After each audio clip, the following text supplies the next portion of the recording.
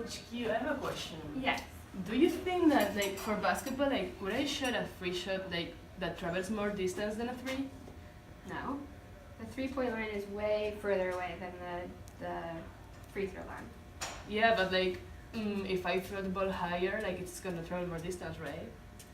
No, because the line is way further back. That's much more distance to the... Yeah, but, like, if it goes, like, higher, I'm gonna make it, like, with more, traveling more distance, like, this, you know?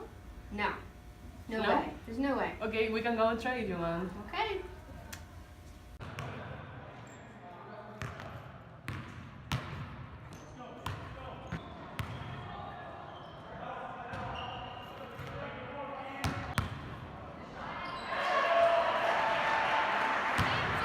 Miss Q. It's too hard. It's fine, it's fine. We can ask Ashley if you want. Yes, please. Ash.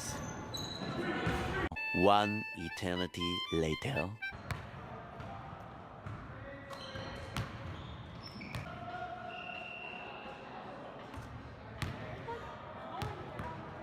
What do you think? Ashley's traveled more distance, right? No, my free travel more distance. No, no way. Ashley's 3-pointers definitely traveled more distance. No, like, did you see my three? My free, it was like so high. I don't think so. No, okay, let's do math. Okay.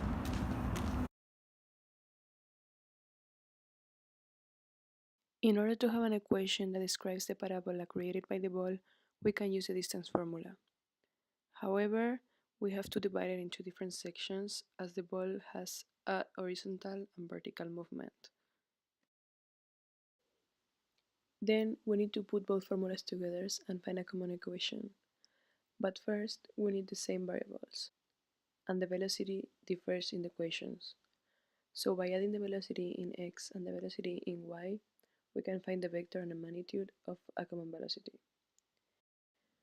Once all the variables are the same, we can use the time to tie both equations together. And finally, we have the formula of the parabola of the ball.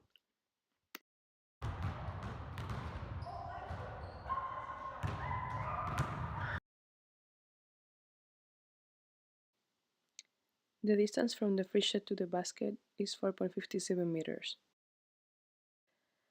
Knowing that, and subtracting that distance to the distance of the three to the basket, which is 6.06 meters, we can find the initial distance of the ball in x. The ball was released at a height of 1.7 meters, which is the initial distance in y. Then 6.06 meters is the final distance in x. The final distance in y is the height of the basket, 3.05 meters. Using a projector, we can find the angle used to shoot the ball, which is 70 degrees. In order to find the initial velocity, we need to clear it from the equation, and then use the values we have in order to solve. The initial velocity is 8.5 meters per second.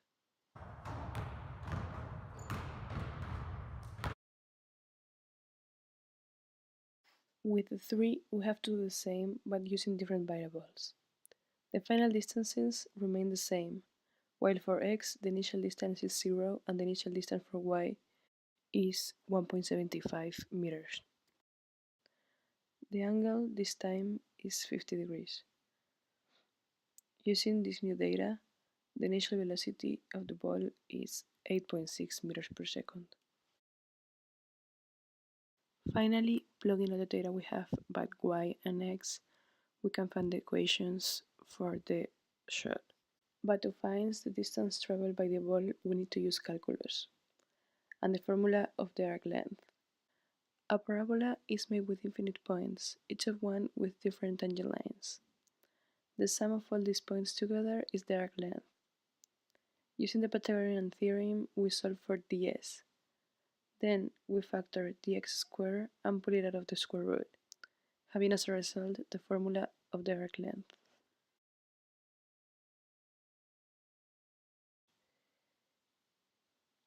In the free shot, using the arc length formula from 1.49 to 6.06 and the derivative of the equation above, we can find the distance traveled by the ball, which is 7.9 meters.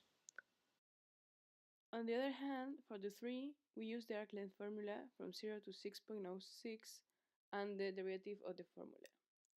As a result, we found that the distance traveled by the ball was 7 meters. So the free shot traveled 0.9 meters more than the 3.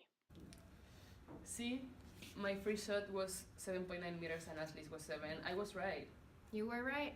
Math never lies. I know.